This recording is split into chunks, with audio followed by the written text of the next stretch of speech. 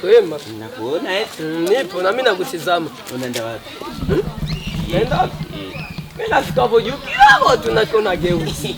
Uzini nenda kuzania kakaburu kubera ko mujanja hadidi.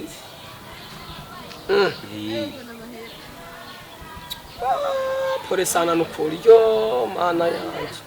None baza baramuhanze. Tamani. Pole sana nukuri. Naje ndihuta ndibaza. Tutoganira naho yobejo. Zokurondera.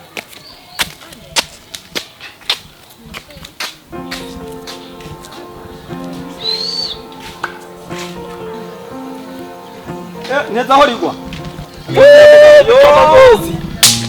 Mtamangozi. Wewe niheze gute? Nimpore mtamangozi. Segeza rero umuho. Ego. Urabona ubunye nubu? Ego. Ndiko mfata urugendo rujahe iwabo n'abantu. Urumva? Ego. Rero nkeneka kanoti muga. Yo mana yanje yo. Nkeneka kanoti. Kumbe nawe amakuru ntayuzi. Amakuru ye. Ntayuzi ngo mba mahera are karaka. Aho ubona ngaha nyene. Urabona hanyene nukuri ndanga kugubesha. Amera ndina yenda guha. Mugabo nukuri mutama nte. Urabona? Wa mutama ntuze bihori hariya. Yarapfuye yapfuye. None saya ndayakwiye. Ngaya mutama. Ngenda yarabe. Mugabo yari rero. Ngenda yarabe none sinda yakwa. Wamaze gutanga kukimatsi nukuri. Nukuri. Aha ahubwo nibarana. Bihori yarapfuye. Kera aha nukuri aho bonyanzinga aha umenga ntiburi hamwe. Yari byo nyene kuri kwimana. Aho benge dufata umwanya duhore turiko turamwiyumvira ku bihori. Nukuri wumva gute? Ahubwo karamba ujya nukuri. Nujya rafise ubwo mutima mwiza we bihori nukuri.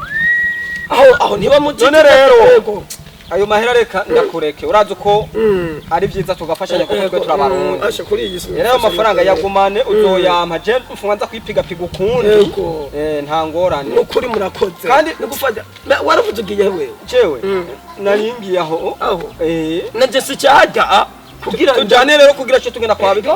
Imana yugo nukuri yo reka tugende bihama reka nukuri mutama biho. Yeboga. Ujana batari. Karibu bagabo. Aho ni muhira. Nasohotse. Wasohotse? Muguri itonda mu muzimu umuzimu uri. Iyo nimba none. Wewe. Umuzimu mubonye. Nge makiro. None ko. Mbonye ugobo ngaha nange. Wone wambara ko yapfuye. Mahoro ntunze. Mahoro ni biki? Niwe rahira. Mahoro giho. Mahoro. Urasimbura cyuma. Abana rupfu.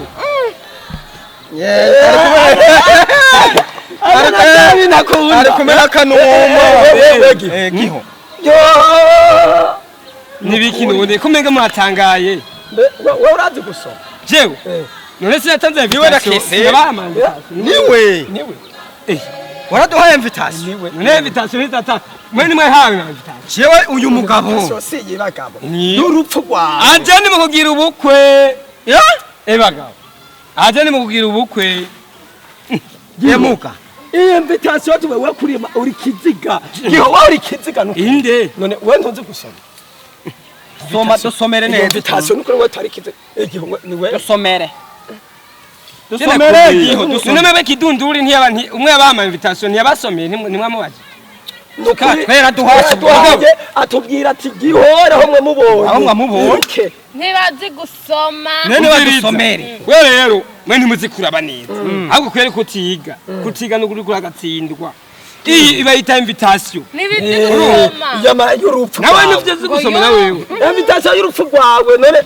Ini ya mariage ni mirije n'uyu. Kutiga baga hamwe muze ngo napfuye. Giho. Niwe kwe. Je nakomeye. N'uwo mugombo ubona ari wiwe. Ni kwandi mugombo. Kidunduri nukuri ya Yo sheri nuzohora utumye abantu batazi gusoma. Je nukuri ubu nzo ndabishikira. Sawa musigare mu munezero. Mariage iwacu ni. Mariage iwacu kizini zewe.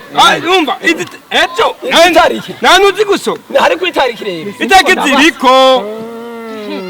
yacu urumva hejuru ari itariki 24 z'ukumunani Giho. uramusanga Aze yikurayo. wera kuje gukumira abantu ukuntu yabikunda. Asha, mana. Ega twebwe. Babona yinjiza asohora yinjiza asohora. Ega nitwa ni mariage Giho. Ni mariage. Uri. arame muze ngo napfuye Ega wacha ashika mbaga inkoko yanje ndayige hose urumva muransemye yo oya Giho nukuri. Jana namenyeye winjiza usohora. je kidunduru umunsi turahura Yari she yiteze. taha kidunduru turamara umunsi aze kumfisha je Johori. tutotugende Iyi invitation. je kumfisha je kidunduru Iyi invitation Sheri, nukuri asura. je kuva je ngoma nica umuntu je tugende nagorane kidunduru atagukora ibintu je sinose gutumira abantu uburofa